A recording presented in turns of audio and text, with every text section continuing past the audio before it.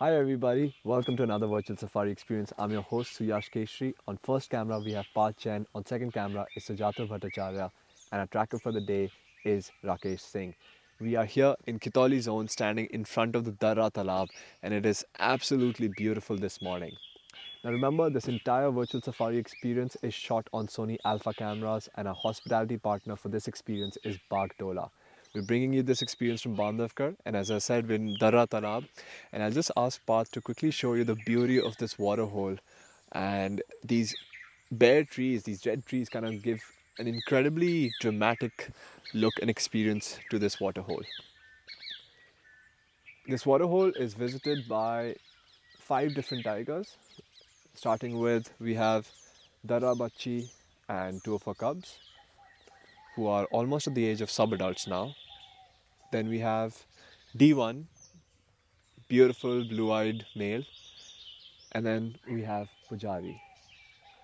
But at this moment, we don't have any signs of any of the 5 tigers. Nonetheless, beautiful sounds of birds. It's a really, really nice and calm morning here in Kitoli. Alright, off we go. Please be sure to like and subscribe to this channel and make sure you share this experience with all of your friends. Let's see what we can find this morning.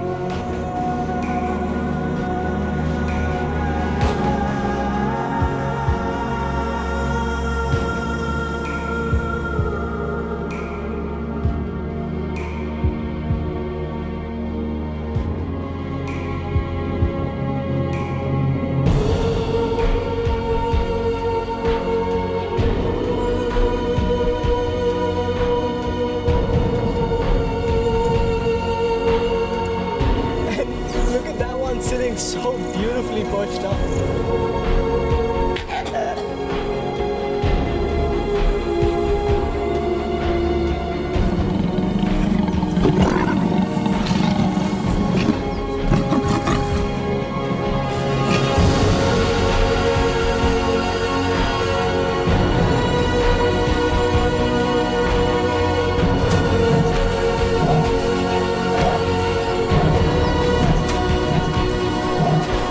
Oh my god, what? No way.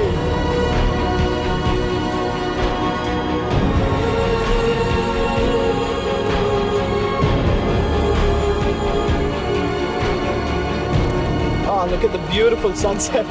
Oh my god, the most beautiful time of the day.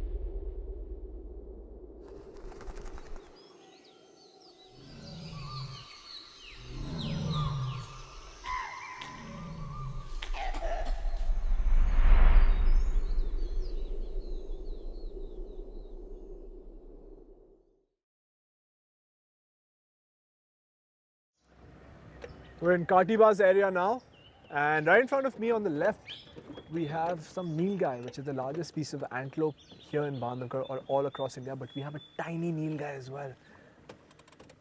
Look at that. It's a mother and a fawn, and it's very, very young. Wow. I think it must be about 3 to 4 weeks old. And December, January for antelopes as well as deer species here in India, at least in central India, is fawning season. That's why you're seeing a lot of young ones here. And although tigers usually do not go for the nilgai, that one is going to be an easy catch for, sadly, sorry to say that, it's a little grotesque, I know, but that one's going to be an easy catch for a tiger, a leopard, or even wild dogs. If you look at its feet, almost looks like it's wearing socks or stilettos. Oh, it's calling for its mother. It's like, Mom, where are you going? These people are weird. A little bit of bamboo, but the fawn is going to come back out into the open. Beautiful lighting.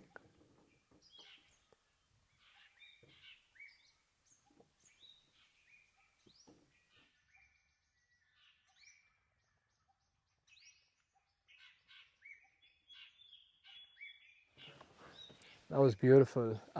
You saw that the back is kind of, the hind is kind of lined with this white pattern.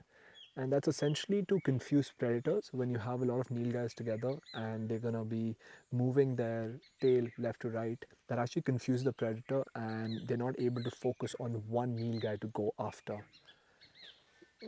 I was wishing that there would be a male as well because females are kind of dusky brown in color, but males are almost dark gray. They're also called blue bulls because at some lightings they actually appear bluish in color.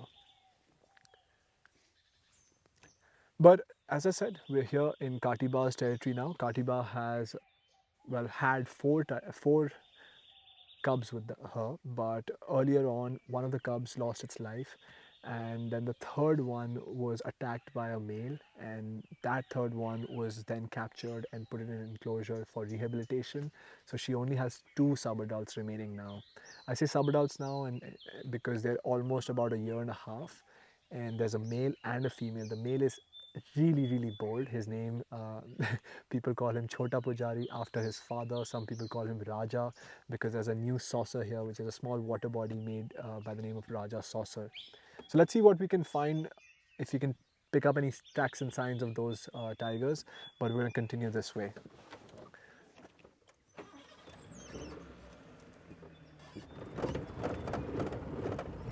So Kitoli as a zone is actually very dry, primarily bamboo, very few sal, very few evergreen trees.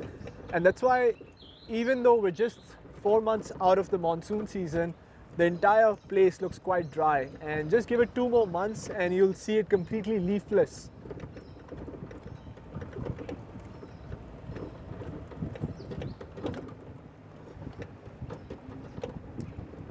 But this is interesting. Right here, you see that clump. You might wonder what that is. And actually, the clump right here in front of me, this is kind of a...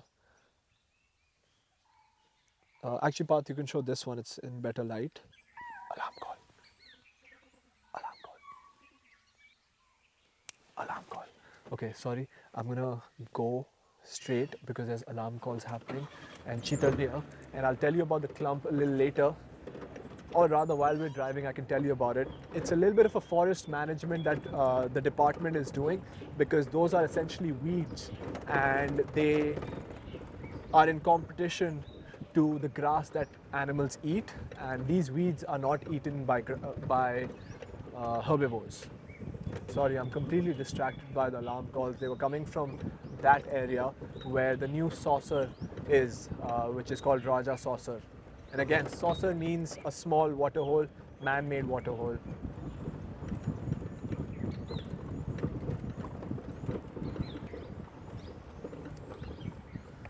This is the water hole that I was talking about, and I'm just gonna stop here for a quick second and listen to the alarm call again while Parth shows you this water hole. It's a beautiful place for tigers to be.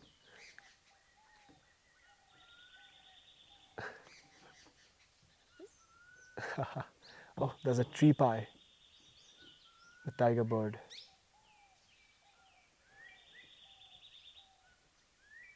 उस वाले road पे चले कि यहीं रुके.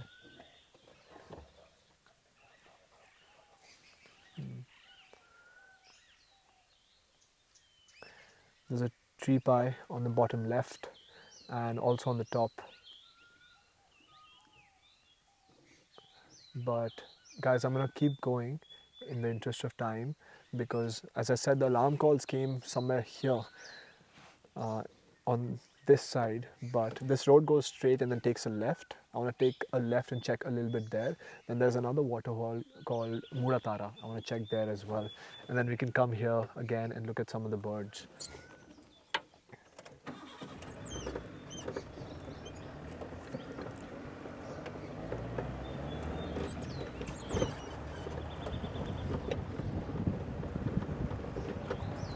So Raja Saucer is a new man-made waterhole, and as I said, Kitoli is a very dry region. The authorities felt that there needs to be one more waterhole for animals here because the other waterholes are quite far from this area, and that's why through a public and private partnership that new waterhole was made. We've also made 2 waterholes. Me and my guests, we combined our efforts and we built 2 waterholes. One next to Magdi zone in the buffer area, and then the second one is in Dhamokar. And while in the meantime, while we're driving, let us show you some scenes from that waterhole.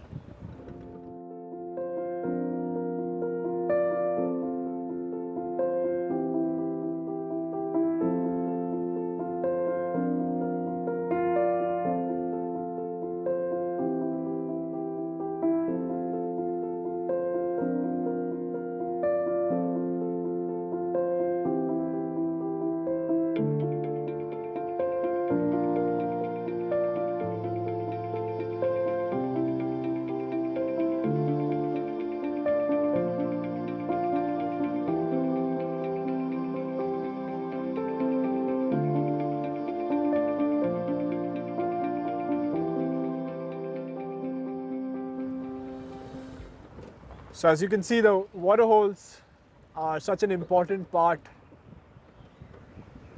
of the animal world. But this one right here, Muratara, is very empty. There's some deer in front of me.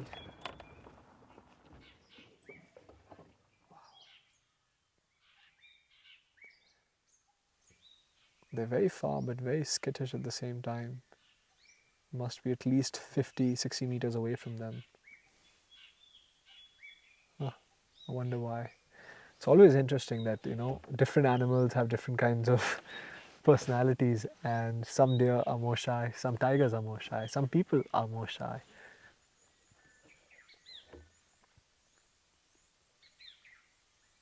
Very quiet right now.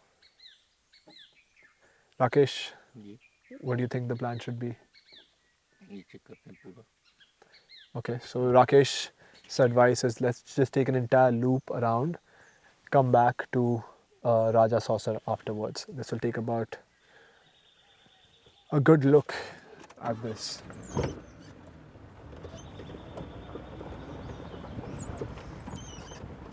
But this waterhole, I've seen tigers here many times, and I'm just going to ask Parth to show you this waterhole. It's a very beautiful location, and we might show you some of the footage I've captured here over time of different tigers. Last tiger I saw here was Pujari and Katiba female. Both are mates, and they're the father and mother of these cubs.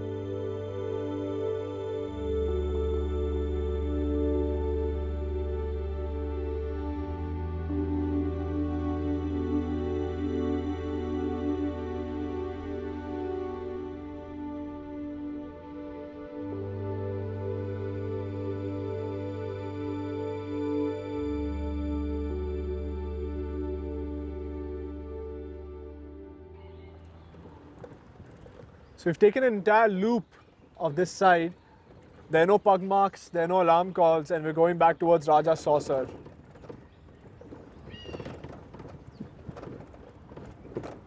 But once we settled down at Raja Saucer, we've decided to wait there for quite some time because, as I said, the alarm calls were on my right. And if there's any movement, it's quite hot out, the tigers should come towards the water, or any other animals should come towards the water as well. So that's always good. But yeah, it's quite empty right now. Let me just park here. And in the meantime, let me share a little bit of dynamics in Khitoli zone, which is continuously changing as with every other wildlife area. So what's happening is that this area was at one point ruled by Chota Bheem, son of Bheem. Very beautiful tiger, quite massive, quite bulky, but really a sweet boy. And here's a photograph of him. Alarm call. Wow. You can hear the alarm call of cheetal deer as well as barking deer.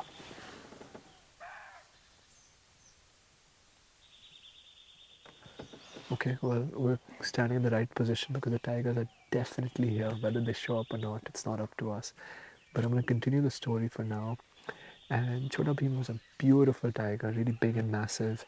But what happened is, over time, this bigger, almost much bigger tiger called D1 showed up, and he started entering into Chota Bheem's territory.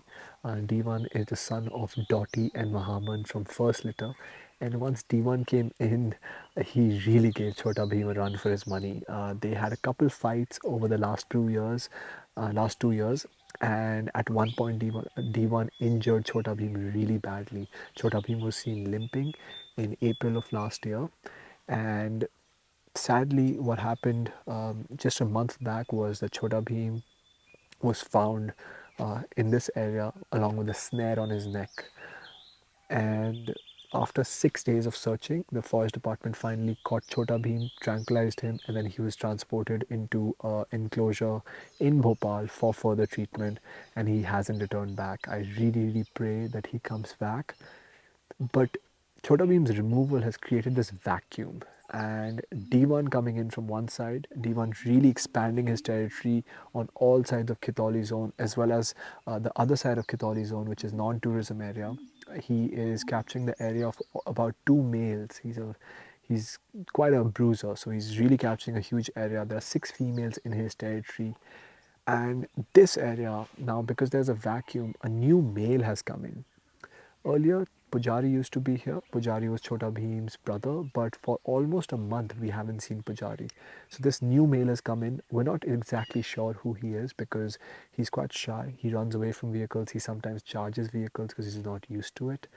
And that's when that male ended up finding Katiba's cub and attacking it.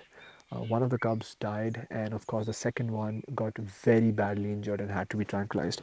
I'm just gonna show you what happened to that cub. Let me just pull it up on the screen for you guys. Okay, so here's a photograph. If you see, that male caught this cub, and really the puncture wounds are so deep that if we left the subadult or the cub out there, it would die. So the forest department decided that they're gonna capture the cub and gonna treat it and put it in a enclosure for rehabilitation and further treatment. You can just see such a sweet boy, and you feel really bad.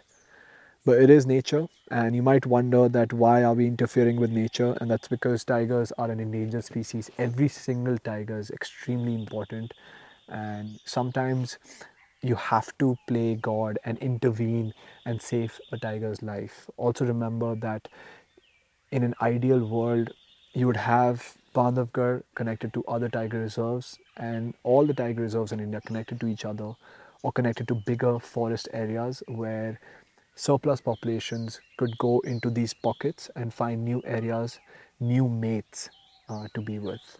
But that's not the case. There's another vehicle coming. Let's see if they've had any sightings of any animal.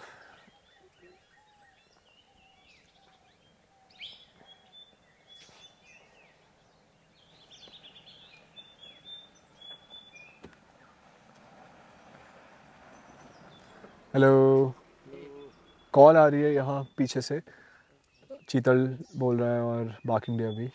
ये ऐसे round मारे कुछ भी नहीं था, कोई पंजा कोई कॉल नहीं। कैंप वाला भी बोला कोई पंजा कोई कॉल नहीं, लेकिन यहीं से आ रहा था, अब रुक गया है। आप कहाँ से आए हो? कुछ वहाँ पे। So good thing is that they came from another part of the reserve, and that, well, not another part of the reserve, another part of Khitoli, and that's completely empty as well. So this is the place we're gonna spend most of our time, do some birding, and let's see if the tigers come out or not.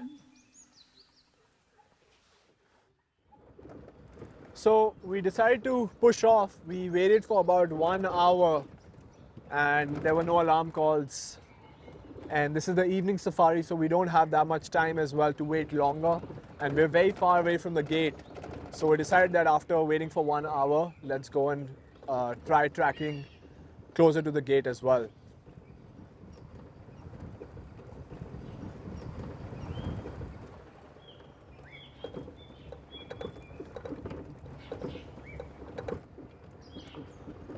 And Parth, if you pan the camera a little towards the right, you'll see the sun rays look really, really beautiful.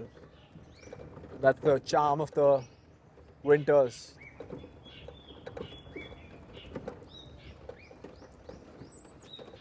Hello, कहाँ से आ रहे हो विजय?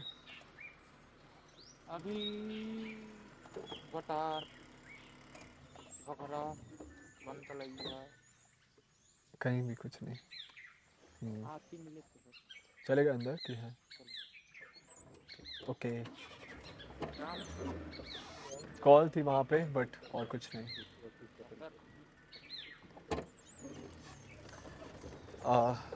It's very important to always share the information, because if you share information, you get back information. So he checked a lot of different areas, told me about if he found any pug marks or something. He did say he found elephants, but they've gone in now. They were in a water hole on the other side of this zone, and they've gone in. So interesting thing about elephants, if you might remember from another episode, or in case you're new to this series, then I might share that elephants are not native to Bandhavgarh National Park. They actually came here back in 2018 because their homes in other states were getting destroyed. So these elephants actually came from a state known as Orissa, and from Orissa they came to Chhattisgarh, which is a state adjoining Madhya Pradesh. And from there they found their way towards Madhya Pradesh, where Bandhavgarh is located. And once they reached Bandhavgarh, they decided it was paradise and they don't need to go anywhere else. There's enough food, there's enough water, there's security, there's safety. And so they decided to stay here. And as a result, now we have over 50 elephants. So my plan right now is to continue driving for quite some time, and we'll reach this area called Kasa Patora that belongs to a female tiger known as Nadiwali female, named after the area next to Kasa Patora. There's a beautiful river. So Nadi in Hindi, Nadi is in Hindi, and then English translation of that is river. So the female that lives alongside the river. D1 covers the entire area from here to that place. And then after the Nadiwali's area, onto the left, I want to check Darra Bachi's area. And Darra Bachi has 2 subadults as well.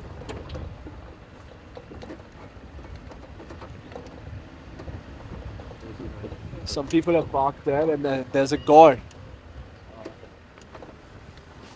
just going to park here so that you can get an angle right in front of you. You can just see its body. Sorry, I'll just move. You can see its body right now. It seems like a huge male. Maybe if it crosses the road, we'll be able to see it properly. But they are the largest extant bovines in the world. They can weigh upwards of 1,200 kilograms or more than a ton. And males are typically solitary, or they roam around in bachelor herds, up to 3 or 4 individuals. You try taking a closer angle. It'll be on my right.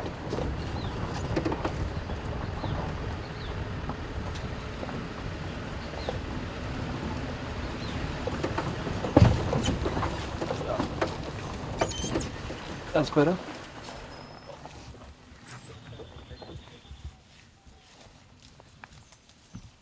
So just notice the dexterity of the tongue. He's really enjoying that bamboo.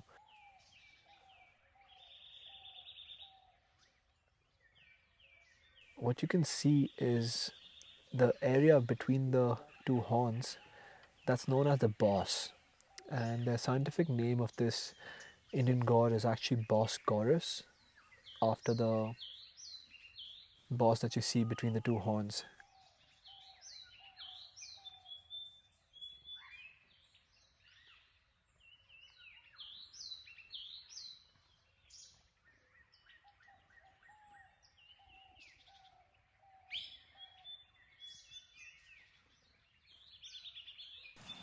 When it's mating season and the males are fighting to win over the females, they actually go at each other, run into each other, and the boss is what protects the brain and the skull from the damage. And this guy's really, really massive. You can see the hump on its back.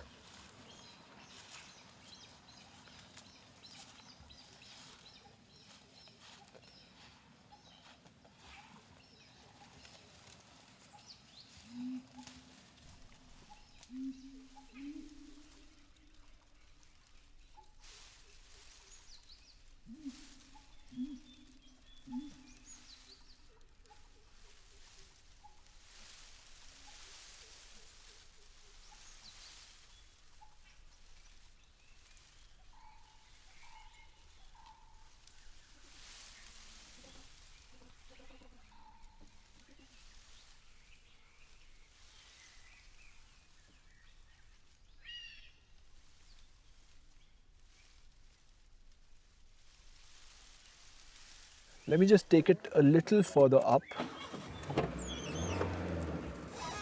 That's better.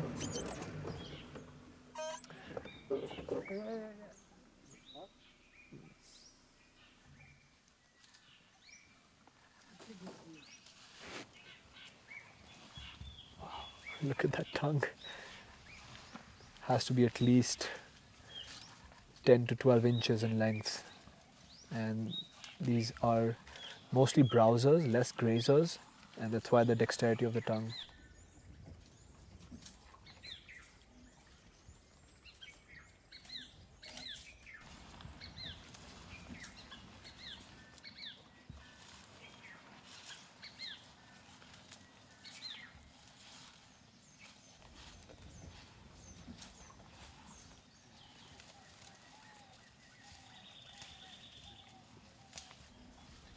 And usually males, unless it's mating season or breeding season, they tend to stick out on their own, and females form a large herd.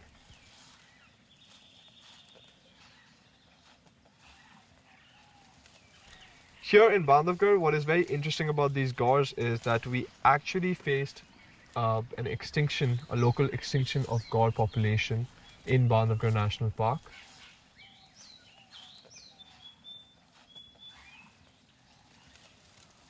And then in late 2012, gaurs were reintroduced to Bandhavgarh. About 50 animals were brought in from Kanha National Park, which is another beautiful location right nearby. And that 50 has now nearly quadrupled. And that just shows that if you give wildlife a chance, they will bounce back.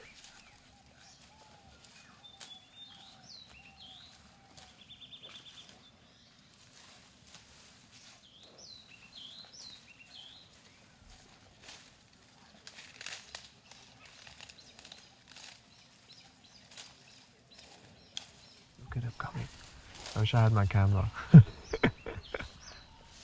Those will be beautiful shots, but when we're driving, I want to focus on the road, I want to focus on tracking, and I don't want to focus on taking photographs.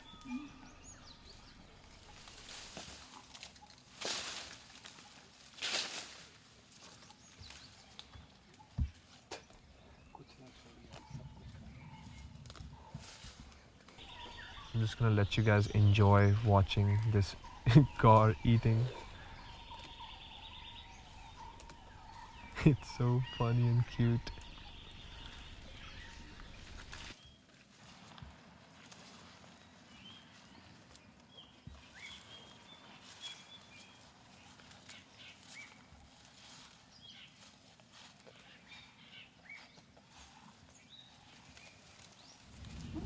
Now you can really see the extent of how big this guy is. Well, he's quite old now. If you see the right horn, his right side, that horn is actually kind of chipped off. That means he's had a couple fights. But nonetheless, he's a beautiful specimen. He's quite close to us, so we can hear him breathing.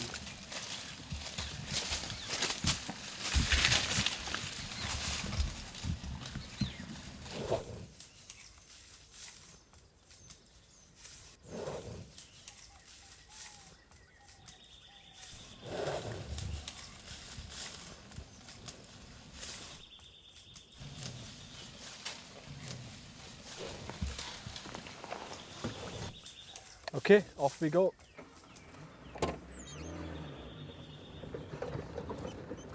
Bye bye, Mr. Gaur. So, as we were talking about elephants a little while back, and one of the vehicles that just passed me said that elephants have come back out into this water hole. So, we're just going to that water hole. It's called Darra Talab, and we're just going to check for them. If we see it, it'll be amazing because I haven't seen elephants of Bandhavgarh in almost a few weeks. Because the area is just so massive. They go into non-tourism areas, and then of course we cannot go and access that. For those of you who don't know, Bandhavgarh is 1,538 square kilometers of pristine wilderness here in central India. And it's really a privilege to be bringing you a piece of my home. Two vehicles waiting up in front of us.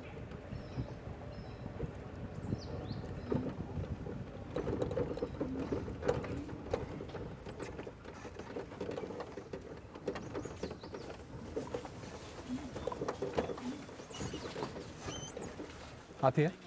हाथी है? थोड़ा आगे लेता हूँ, हाँ? देख लो एक बार. Oh yeah, there's an elephant, there's an elephant.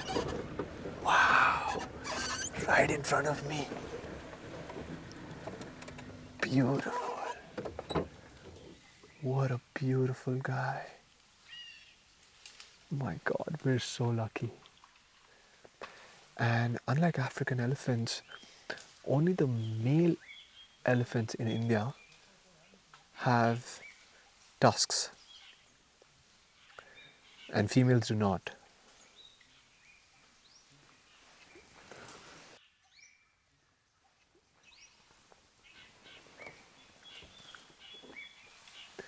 And there's some elephants on my left as well. You can't see them, you can just hear them in the bamboo. And there's a second one on the right. Again, you can't see it. That one's much smaller. Oh, they're very loud. Oh. Beautiful.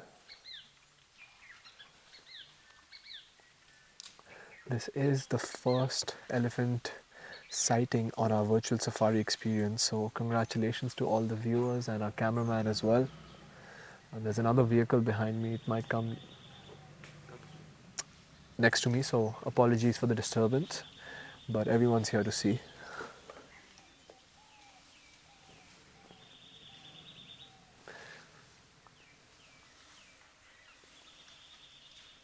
We're just surrounded by elephants at this moment. You can hear them all around us.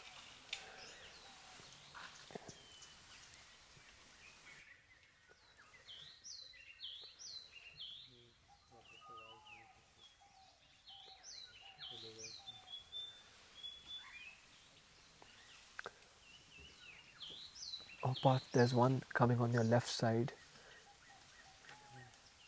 But that one's smaller and it's not as clear. Oh, you see on the right as well, there's a smaller one.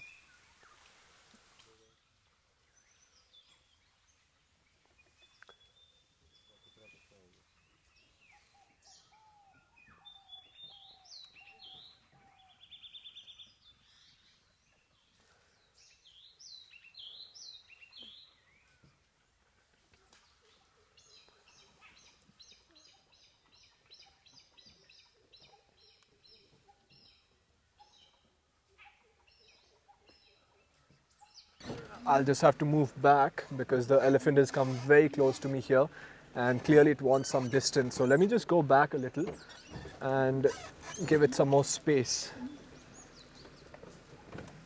Okay, that's better. Oh, beautiful. We'll get you a closer look now.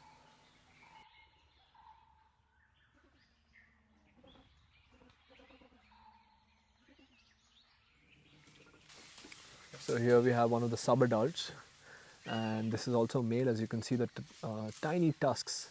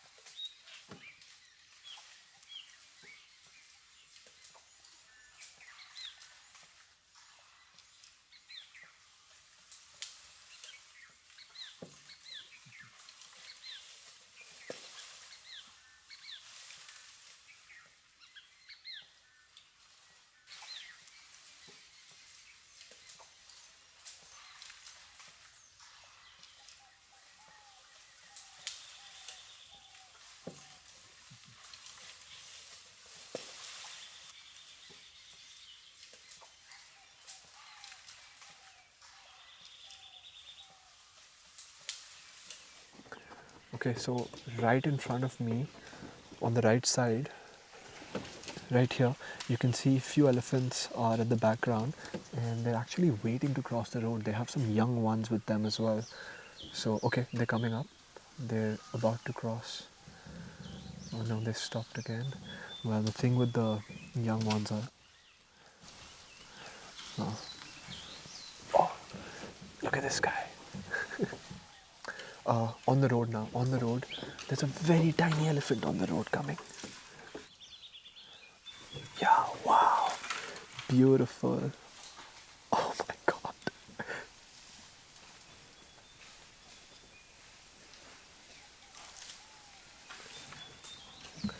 Look how the older female is kind of looking at us, making sure that we're not a threat.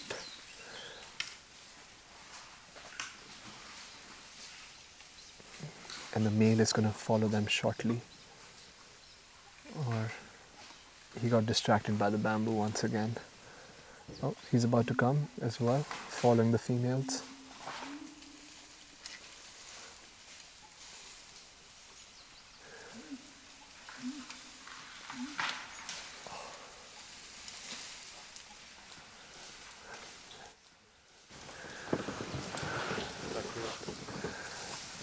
That was incredible. That was so beautiful and magical. And to be able to spend so much time with rare forest elephants here in central India is just incredible. And if you can pan to this side, they've brought this entire patch of bamboo down. So there are a lot of differences between African and Indian elephants. Of course, first being the size, African elephants are much larger. They're about 4 meters in height and weigh up to 6,000 kilograms. Whereas the Indian elephants, they go up to about 3.5 meters in height maximum, but usually average around 2.5 meters. And they only weigh up to 5,400 kilograms, so almost 600 kilograms lesser. One interesting difference that everyone sees is that Indian elephants, the ears are shaped like the Indian subcontinent, whereas the African elephants, the ears are shaped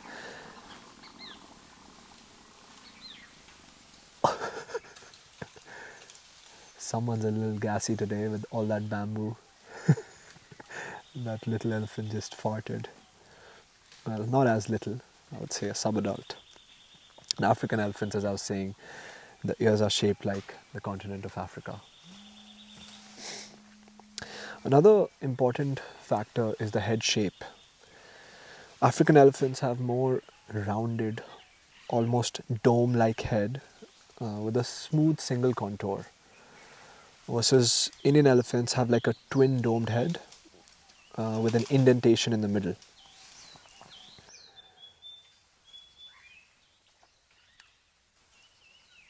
And when it comes to the trunk itself, the edges of the trunk or the far end of the trunk, typically we call them elephant fingers.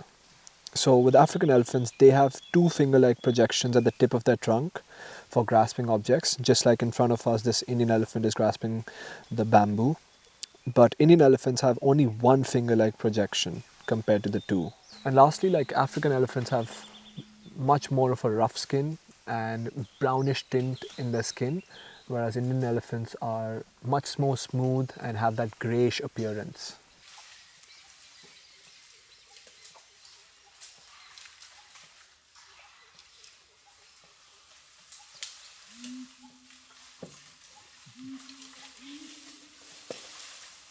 But let me try repositioning and seeing that if I can see this elephant on my right or in front of me onto the left.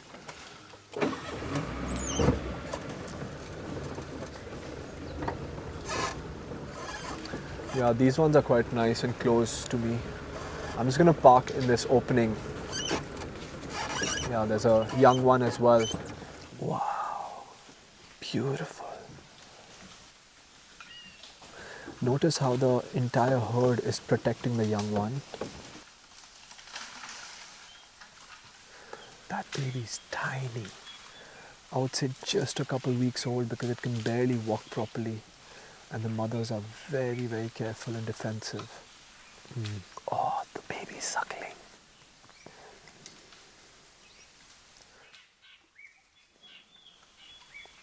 They're just trying to sniff us, make sure that we are not a threat. And it's very important in these times not to make any sudden movements, not to startle the animal. Oh, you can see the baby trying to reach out for the teeth and suckling. That is such a precious moment.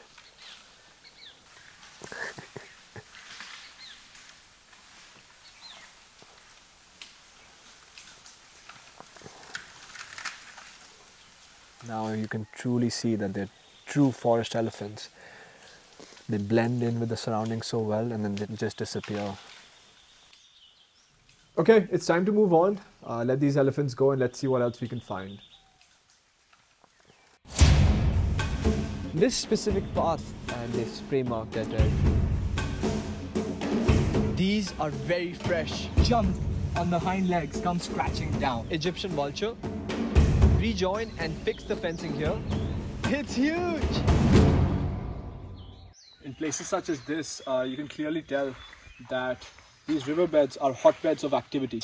You have a leopard here, you have a tigress right there, and this shows the coexistence of these two cats in the same vicinity. Because they've walked side by side, that doesn't mean they've walked together side by side, but at different points of time, and of course one has smelled the other. I think the leopard has walked first and then the tiger has come later, because the tiger pug marks look a little more fresh. They both have gone this way and probably marked this tree. I don't see proper markings, but it feels like they might have marked the tree, because the tigress has come here. She's come here and might have rubbed her cheek here or did a scent marking. I don't think there's scent marking because I can't smell anything, but definitely cheek marking here. And the leopardess has come here, gone this way, and then off that way. Predators don't tolerate each other in the same vicinity, the same territory. So of course, if the tiger or the tigress must have found the leopard, they would have tried chasing it, even tried killing it, because they are competing for the same amount of prey, they're competing for the same amount of space. And what happens is, when tiger cubs are little, they are actually at risk from being killed by leopards, and vice versa. Tigers always kill leopards and leopard cubs. Similarly, even a fox and even a jackal might kill little tiger cubs. That's why they don't tolerate each other in the territory. And it's all about competition. It's all about survival of the fittest. So you and I, sitting at our homes, are much more lucky and privileged than them, because they really, really have to battle it out to live every single day. Just came here and we saw a lot of vehicles lined up, and I asked what's going on, and they tell me there are probably 2 tigers tigers nearby. You can hear the cheetah alarm calls as well. And these two tigers most likely are in a courtship, they say. And as soon as we got here, we could hear the cheetah deer alarm calling. But everyone's waiting patiently here, so we're going to do the same. But if you move the camera towards that side, it's very, very dense.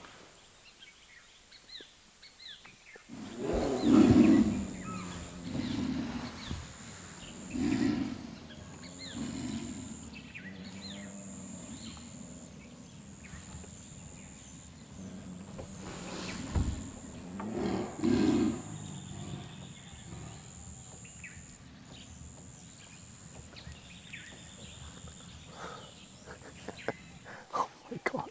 So it's confirmed there are two tigers and they're a courtship mating pair right there, but it might be just about 20 meters away from us and we can't see them unfortunately.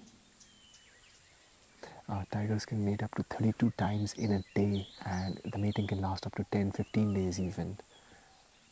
And typically that happens in intervals of about 20-30 minutes. In the daytime when it's hot they'll relax a little more, but when it's cool early in the morning, late in the evening or night time, they'll go into that mating ritual again and again and again. But that is an incredible sound. The entire earth seems to shake when they're making that sound. It's insane. Fingers crossed they come out. Hold on. Alarm call. There. Coming from the right. Tiger! Tiger! Tiger! Tiger! Right there.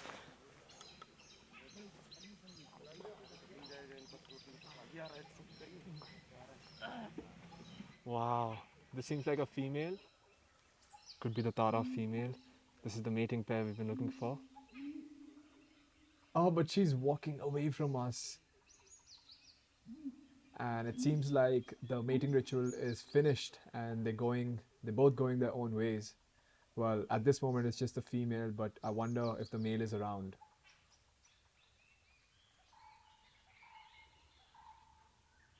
So where she's heading is actually towards the buffer areas. There are no pathways that can lead me towards her direction. Otherwise I would have loved to follow her and see where she's headed. But we'll spend some more time and let's see if the male is around somewhere. Maybe he follows her or goes the other direction. As I said earlier, tigers are really active early in the mornings and late in the evenings. And earlier this morning, we found the mating pair. Well, we didn't see them, but of course they were out there in the bushes. And remember we were talking about how they're not going to move all afternoon.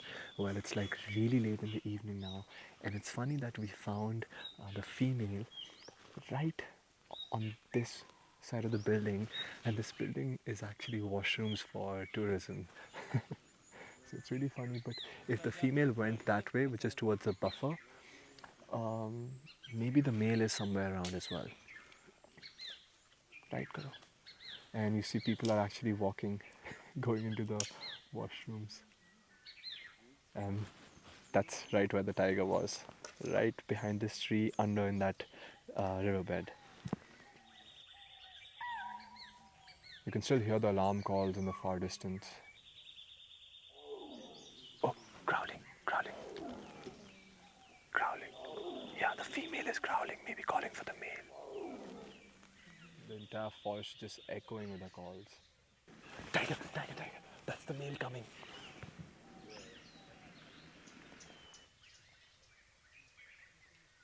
Seems like he's scrape marking and also clearing his stomach.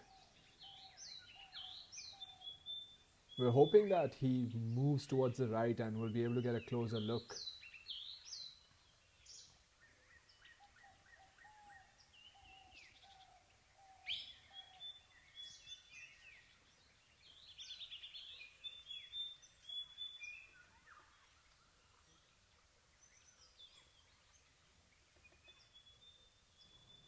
Okay, get ready. He'll come towards the nice golden light.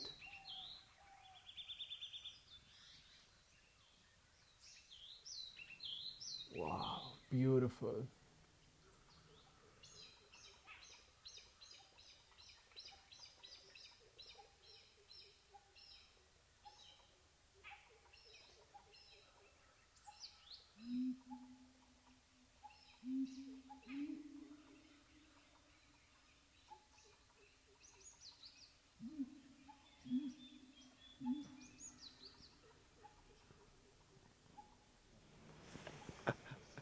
Incredible.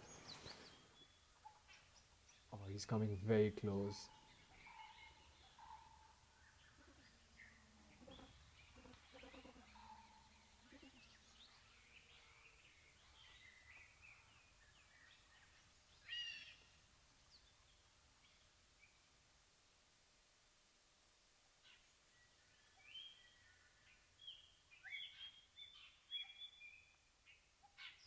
He's coming down this drainage line. There must be some water collected there. Tigers typically can go the whole day or even 2 days without water and then drink up to 20 minutes, filling up their bellies completely. Wow, he's getting up. Beautiful. The pole that you see is actually a solar panel, and the water source is powered by a pump, and the solar panel basically gets the water from the ground all the way up through a bore well. Maybe that he's gonna mark that tree. Yeah, he's gonna mark that tree. Wow, beautiful golden light.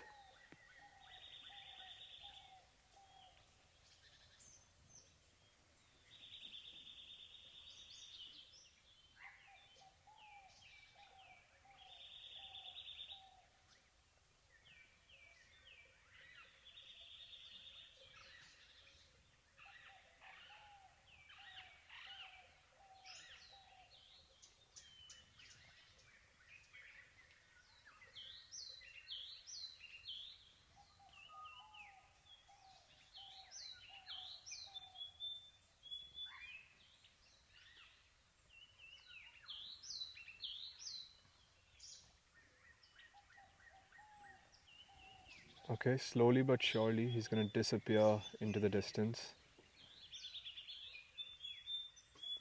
He's walking away from us. I was actually hoping that he would get some kind of a whiff or smell of the female and actually follow her. But it seems like the courtship is over and the female went that side, so the male is going the other way. You can just see his backside now, and he might disappear any moment. There he goes. But what an incredible day it has been. We've been trying to find these guys for a very long time, and finally, late in the evening, we're able to get them. And it was just an incredible time to spend with them. We'll show you guys some of the highlights from the sighting once again.